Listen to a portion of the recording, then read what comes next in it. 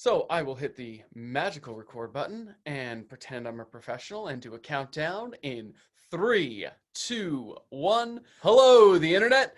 Matthew here for another amazing episode of Something Creative. I have for you today an amazingly creative coach, a business leader, a counselor, an entrepreneur, Wow, that was great. I'm not redoing this. Jason Safford, thank you so much for being here, my man. Happy to be here, Matt. Thank you. I like that intro, by the way. That was obviously and easily my best work ever. Being introduced as blah first. Could be worse. Could be worse, absolutely. But we're here. And you know what? You know what the problem is? You have such a long and impressive resume, so I'm blaming it on you. Fair enough. I'll take that as a backhanded compliment every day. With the ring hand. That's right. So tell my amazing and beautiful audience exactly what it is you do. Well, amazing and beautiful audience. First and foremost, I like to consider myself an investor. And overall, I start with that simply because being in business, being an entrepreneur, your time is an investment. Mm-hmm. But that being said, my overall focus is on the exceptional life. And I am a coach. I'm the founder of Exceptional Results Now. I'm the author of a book called Winning with Exceptionalism. And I have a program called the Exceptional Lifestyle Journey. And within that, the exceptional life, which is made up of many different tiers and packages, is based on being able to provide coaching and consulting to people at every step of their journey towards the exceptional life. So if you are working 9 to 5 and you have a side hustle, you want to make your side hustle really work, we have a program for that. If you haven't even figured out what you want, you're working a 9 to 5 and you know that you want more than a 9 to 5, we can help you with that first step. If you own a business and you're really trying to figure out how to take that next step from making a little bit of money to really being able to break through to a level of success where you're not putting out fires every day. Mm-hmm. If you're a business owner that has a team, a staff, and you're putting out fires every day, and you want to be able to step back and let your team do more of the work for you so you can finally take a vacation. Or if you're an executive and you have a team and really it's a matter of growing and scaling, being able to penetrate the marketplace further, whether it's mergers and acquisitions, or really understanding how you get your team to perform at a higher level, we have the ability to help you as well. So wherever you are, the exceptional life can help you. And the goal behind it is, number one, helping you to think like an executive. Mm-hmm. And the second is, as an executive, understanding how to become a better leader and leading with impact. And leading with impact is understanding the world around you, how to align your people and planet, and creating profit with purpose.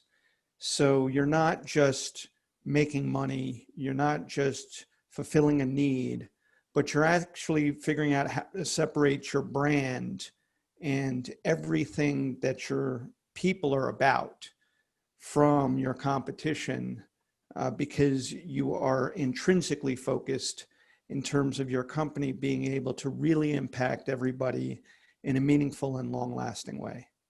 Okay, so thank you. There's a lot to unpack there. Now I actually have to go to work. Profit with purpose. I love that phrase. First of all, I'm a huge fan of alliteration. Yep. So I appreciate that right off the bat. I'm a poet and you know it.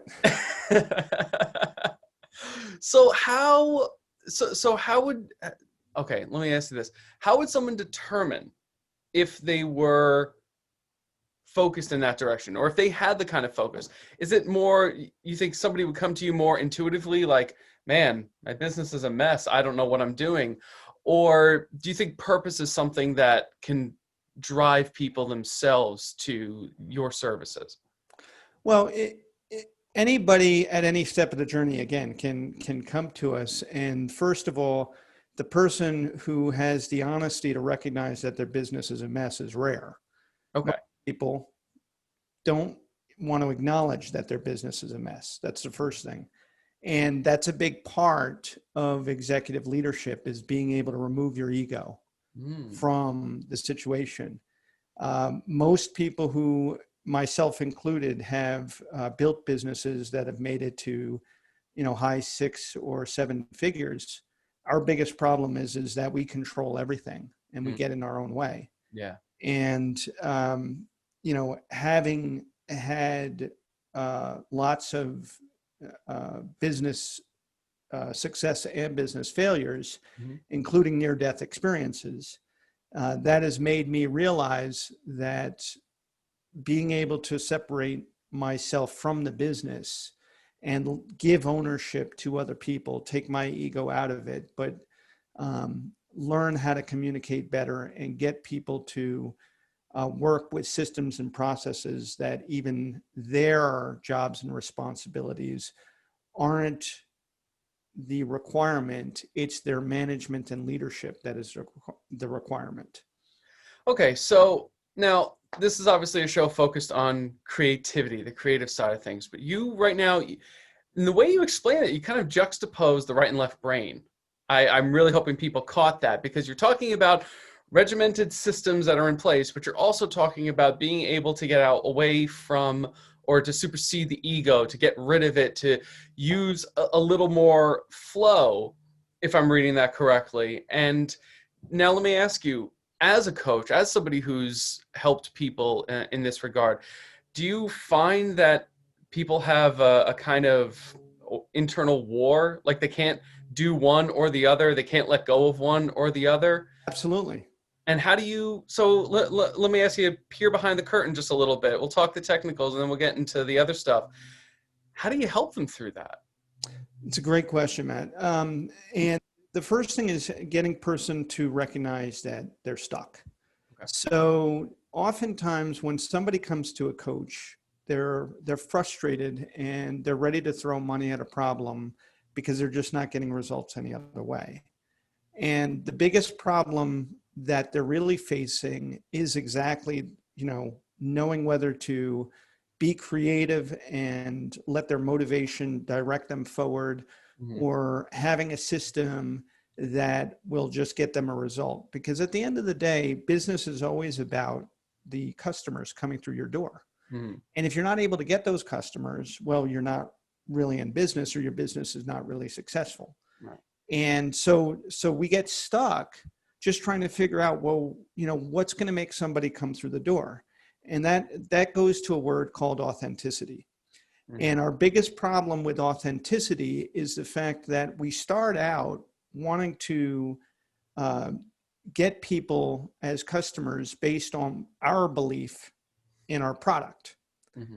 And there's a failure there. That's the immediate failure, because what we don't believe in is ourselves. And we don't look at ourselves as the real product, and the product being an extension of who we are, right, and why we're trying to share with somebody that we're valuable to them. So if you think of the conversation with any customer being around their needs and their wants, and not just their problem, but where they want to go, that's the first step in really understanding the journey, is that you as a business person, and really as a salesperson, to yourself, is you're trying to understand where someone is and what their real problem is, and help them with that problem. And the only way to help them is to first step back and look at it from, if they are in between two things, logic and creative, well, where does their passion really lead them? Okay. So, the whole idea of why, and Simon Sinek is fantastic about, putting focus around this, but, believe it or not, you can find why in any book. You can find why in, any document, historically, and truthfully, you can go all the way back to the Bible in terms of finding, wanting to find your why. So this is not new, but he does a terrific job of really helping you to understand that when you talk about what you truly believe and where that belief comes from, you now have an opportunity to connect with somebody. But what you also have to do is, and this is where being a coach is really important, is you have to understand, and you can think of it like a track coach. Okay. If somebody is trying to run a 100-meter dash and they want to break, a 10-second sprint, right now they're at 14. Well, it's a matter of their mechanics and their discipline to be able to consistently run a certain amount of times and work on their mechanics, and that will automatically lower their speed. It's not rocket science. Right. The creativity is getting them to understand that if they're doing it 100 times and they're not seeing results, that means that they need to change the amount of times that they do it and just change one or two things in their mechanics. Because if you're sprinting 100 times and you're not getting the results you want, then sprint 150 times and you might see the results. The other thing that comes into it is all the other things you're doing when you're not on the track, in terms of what you're doing with the rest of your life. How are you eating, drinking, sleeping, taking care of yourself? What are your relationships? What are the ways in which you're really employing yourself in a meaningful way towards your goal? All right. So it's really all encompassing. Yeah. It's funny. Obviously, we're both in the field of personal development, and we both, you said Simon Sinek, and I smile because I love that guy. Like, we listen to a lot of the same people. We've seen a lot of the same results, or listen to the same regimens, the same statements coming out constantly. But what you really drew into light just now is the need to be multifaceted, to not think on, oh, this is that silver bullet, this is that key to everything. So oftentimes you just type in personal development or motivation into YouTube, and you just start scrolling through the results. You'll see, 14 tips, or this one key will let you be successful. This is the way to talk to women. This is the way to get your business. It's not one thing. It's never going to be one thing. And you've just really drawn that out. And Well, it's obvious. Oh, I'm sorry. No, you're absolutely right, and the reason why I fed off that a little bit too quickly, and I jumped the gun there, but Go ahead. I'm a hungry lion. Whenever somebody says something that is really important, I think that it is exactly going back to the key to successful sales and marketing is the fact that, exactly as I said, when people are really frustrated, they throw money at problems. Because again, if you can make me feel better or feel like I'm going in the direction that I want to go, then obviously I'm more susceptible or willing to fork over my hard-earned money. And on one hand, there's nothing wrong with that. Because again, if you're getting a result that takes you towards your goal, then that's important. But I think that the challenge is, we as human beings, we are overcome by our emotions. So it's very easy for us to lose sight of what we're really after. And so therefore, going back to, the balance of the where somebody is stuck and they're frustrated, is because, exactly as you say, there are so many people out there saying, these 14 tips or this one strategy, or here's the secret. And they're willing to pay for it because they're like, okay, that's what I need. Right. And the biggest thing that they're not getting is the understanding that all of the answers to all of their problems actually reside within themselves. That's the first thing. Right.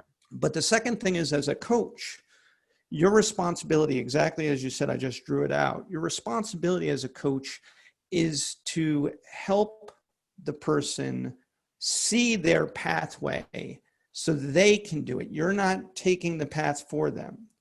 You're leading them, not by saying, here, follow me.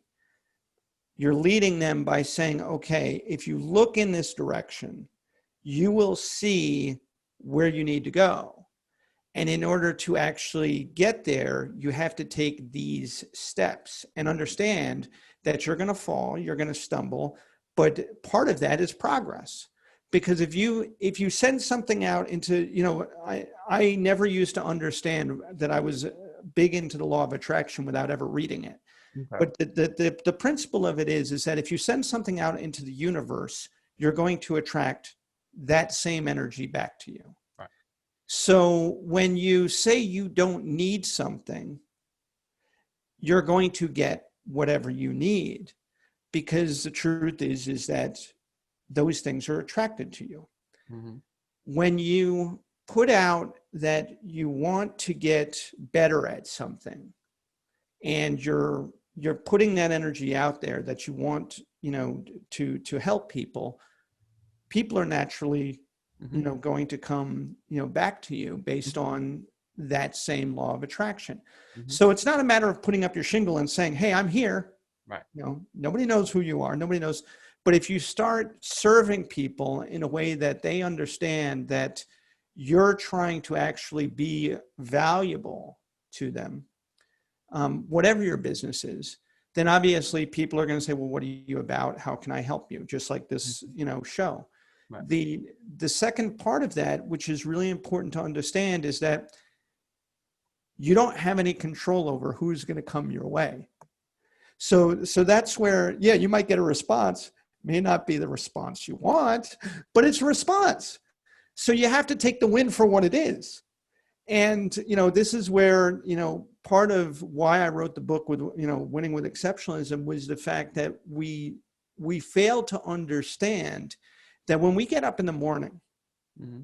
just getting up in the morning is a win. We take that for granted, that we have the privilege to be grateful for the fact that we get up in the morning. Yeah. But then beyond that is the fact that throughout the day, we take for granted so many little things that we may naturally be doing simply because we've learned to do certain things from schooling, from parenting, whatever it is. There are things that we've learned to be disciplined about, but we're taking it for granted. We're not looking at that and saying, I need to focus on being even more disciplined. I need to be, focused on being even more effective in the things I do well, in terms of how I treat people, in terms of the questions that I ask. And it comes from my own failures. So a lot of what I'm writing in the book or sharing in the book, what is written is little anecdotes and sort of observations of my efforts, and where I either took them for granted or I wanted to get a result exactly like anybody else. And I threw money at a problem only to lose the money. Right. Because I didn't have the right people around me. I didn't have the wisdom or guidance, or if I did, I was lazy about it because I was desperate for a result rather than being desperate for understanding and comprehension of what was really going on. There's so much value there. I really hope whoever is listening was taking notes, because, all right, so obviously your passion for this, your passion for coaching, your passion for helping people is there. And it's very much on the surface. And I think anyone can understand and appreciate that. But I have to dig a little bit here. That's my job. Do it. You are a successful entrepreneur. You've had, like you said, a range of successes and a range of failures. You don't have to do coaching. You don't have to help people. Mm-hmm. Do you? Why do you do this? So I'm glad and this is where you dug with the shovel. So, I have always naturally been a coach and a consultant and wanted to help people, but it wasn't until a couple of years ago where I found myself in the hospital with a resting heart rate of 26, strapped to a defibrillator, and I was in critical care, all because of a little insect called a tick that carries a bacterial disease called Lyme disease. And the really sad part about this story besides the fact that I had a wife, a 3-year-old and a 3-month-old at home that I was leaving behind, as well as countless friends, family, my company, my employees, my staff, my investors, my vendors, all sorts of relationships that they may or may not have carried on without me, but they were going to be devastated with the loss of me. And that hit home really hard, excuse me, because the year before, my father had been in the hospital for the exact same thing. Wow. And he was in the hospital for 7 weeks, where they couldn't figure out what was wrong until somebody finally figured out that it was a bacterial infection based on Lyme disease. And what was really sad about it was that they had made him sign a DNR, do not resuscitate. And thank God he's still alive and healthy and, with us today at 84. But it was terrifying. And, this was unfortunately how he celebrated his 80th birthday was in the, or 81st birthday was in the hospital.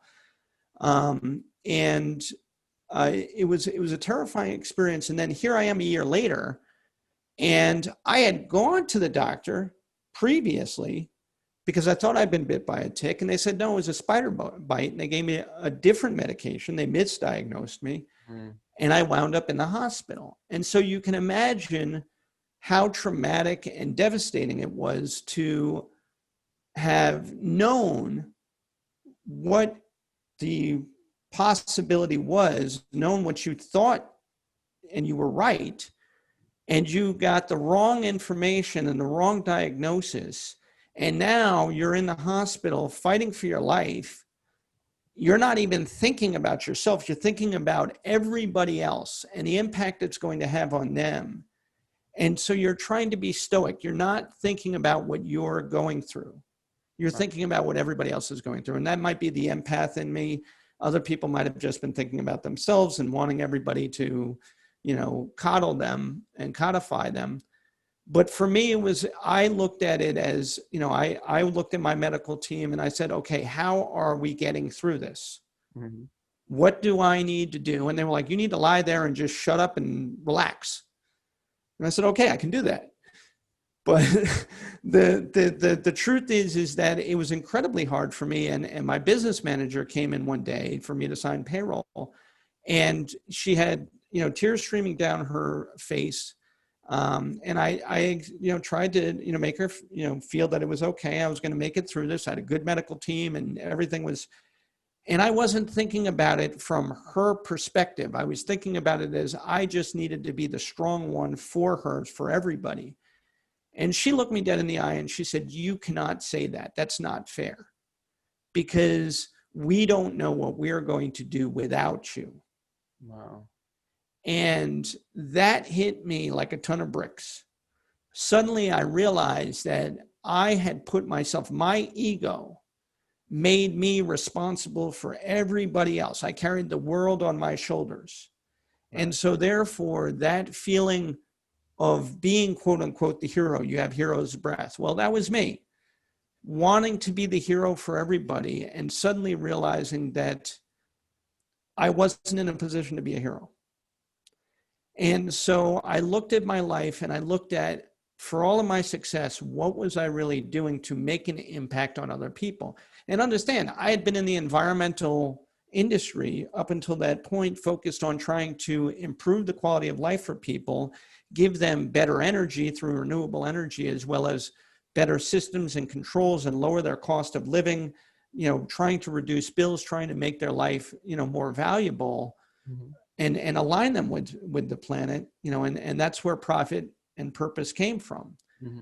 But my accomplishments were nothing compared to what I could accomplish as a coach. And I realized that the more that I could help affect change in other people to get where they needed to go, mm-hmm. was the more that I could actually make a valuable impact. And as I looked at myself and I looked at, well, why did I go into the environmental business anyway? And it really had to do with my first near-death experience, which was the fact that I was supposed to be in the World Trade Center on 9/11. And my, real estate business venture, environmental development, came out of a shift in my own thinking because I was in technology. Mm-hmm. And, fortunately, I overslept my alarm and missed a train that morning. Mm-hmm.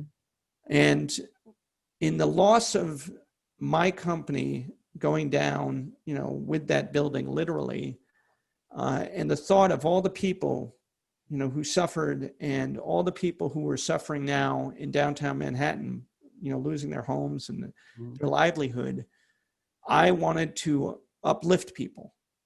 I was no longer interested in, being a wealthy entrepreneur focused on, being a .com and the first Mark Zuckerberg or anything else. I wanted to help uplift people.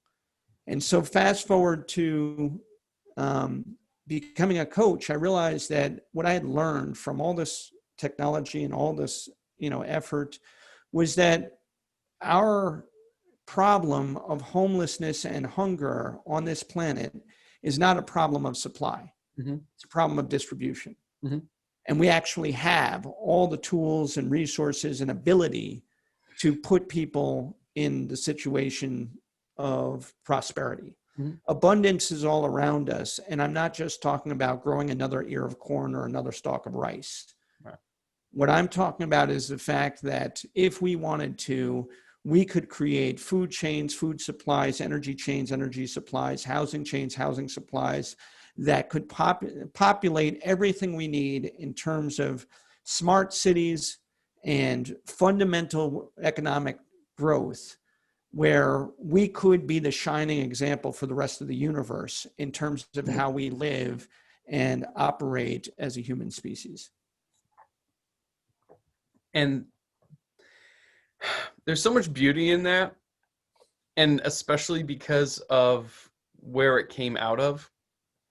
It came out of really tragedy for you, and to, I wouldn't even say observe the void. I mean, you damn near skated on the edge of it twice. Times. Yeah, and the fact that you were able to extrapolate the possibilities out of that and pay it forward to others, mm-hmm. I think is not just personally magnanimous, but I also think is very, very human. And it's something I think more people really need to emulate. And I mean, there's so many more ways for this conversation to go, but I'm going to have to call it here. Always leave your audience wanting more. Always go out on the top. So I'm going to wrap up with the question I ask absolutely everybody I get on the other side of this screen. And that is, for the person who is on the cusp of making that transition to entrepreneurship, let's say, or even coaching, or whatever major change they are at. It sounds to me like you're an authority on this subject, so I really would love your input. What would you say to that person who is right there at the threshold? What would be your advice? Number one is to be grateful. Okay. Yeah, the fact that you even are thinking that way is an incredible place to be. So be grateful about the fact that you're even thinking about being an entrepreneur or trying to do more, because that in itself says that you're trying to solve a problem. You see an opportunity, and your question is, how do I make this work in a way that I can make money and I can help other people? I think the large majority of human beings, we want to solve a problem. We want to be able to make money so that we can live a life where we have the financial freedom and time freedom to be able to enjoy the things we want to enjoy. Mm-hmm. We get stuck in terms of, being quote unquote lazy, simply because the way that the world works, we're taught that we need to slog away at a job that we don't enjoy for so long and chase money in order to have what we want. And, that is a thinking, a mentality that frustrates all of us. And that's why I think we succumb to our laziness or our lack of effort. It's not that we truly want to be that way. It's simply because what we're doing drains us of energy rather than giving us energy. And one of the really important things about what we teach in Exceptional Results and what we try to coach people on is the fact that energy is actually infinite. Mm-hmm. The more energy you put into something is actually the more energy you're capable of putting into something. So going back to that track analogy, if you run 100 times and you're not getting the result, and I tell you to run 150 times, you're going to look at me like, are you serious? I'm already exhausted running 100 times. But if you run 150 times and realize that you can do it, now you can run 200 times. Right.